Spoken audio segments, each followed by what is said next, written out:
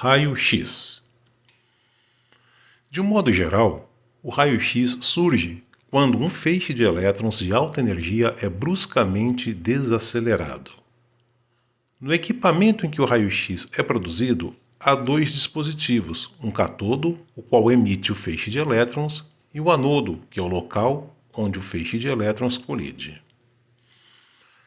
Para melhor entendermos como o raio-X é produzido, devemos lembrar que toda a matéria é constituída por átomos, inclusive o anodo.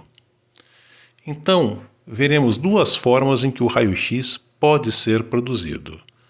Primeiro é quando um feixe de elétrons atinge o anodo, e ao passar perto dos núcleos dos átomos, esse feixe é freado, muda de direção, liberando fótons.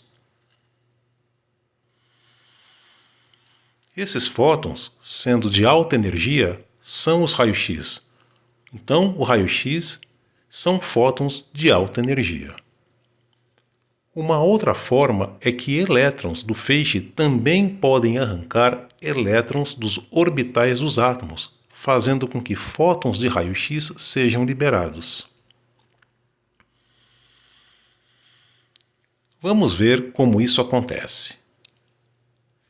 Então, um elétron, ao passar próximo de um núcleo do átomo, sendo esse núcleo positivo, ele é freado, muda de direção e libera um fóton. Isto acontece porque o elétron é uma partícula de carga negativa e ele é atraído pelo núcleo do átomo, que é de carga positiva.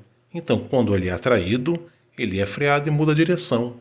Ao mudar de direção, ele libera energia na forma de fóton, que são os raios-X. Para entendermos o outro processo, no caso, arrancar um elétron do orbital atômico para emissão de um fóton, raio-X, precisamos primeiro entender a estrutura do átomo. Um átomo, basicamente, é formado por um núcleo com cargas positivas, os prótons, e cargas neutras, os nêutrons.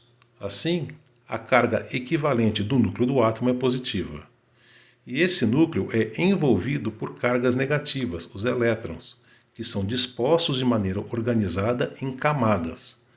Cada camada tem um nome. Essas camadas também são os orbitais. Então a primeira camada, que é a mais energética, recebe o nome de camada K, a segunda L, depois M, N e assim por diante. E cada camada ocupa um número máximo de elétrons. Ela pode ocupar um número máximo de elétrons. Por exemplo, a primeira camada, K, pode ocupar no máximo 2 elétrons, a L 8, a M 18, a N 32 e assim por diante. Acontece que, quando um elétron do feixe de elétrons arranca um elétron da camada K, por exemplo, que é a camada mais energética, essa camada acontece de ficar uma lacuna, pois nela cabem 2 elétrons. E agora só tem um. Então, acontece que um elétron da outra camada, no caso a L, ocupará a camada K, de modo que ela seja preenchida. Assim, durante essa transição, o elétron emite um raio-X. O elétron que saiu da camada L vai para a camada K e emitirá raio-X.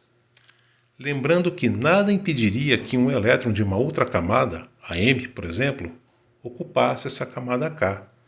E também, durante essa transição, ocorreria a emissão de raio-X. Mas, voltando ao nosso caso. Agora, a camada L, ela apresenta também uma lacuna. E da mesma forma, um elétron de uma outra camada, no caso a M, ocupará agora essa camada. E assim, durante essa transição, o elétron também emitirá raio-X. Então, nessa forma de produzir raio-X, quando um elétron é arrancado da estrutura do átomo, dos orbitais do átomo, os elétrons se reorganizam. Em cada reorganização, em cada transição, haverá emissão de raio-X.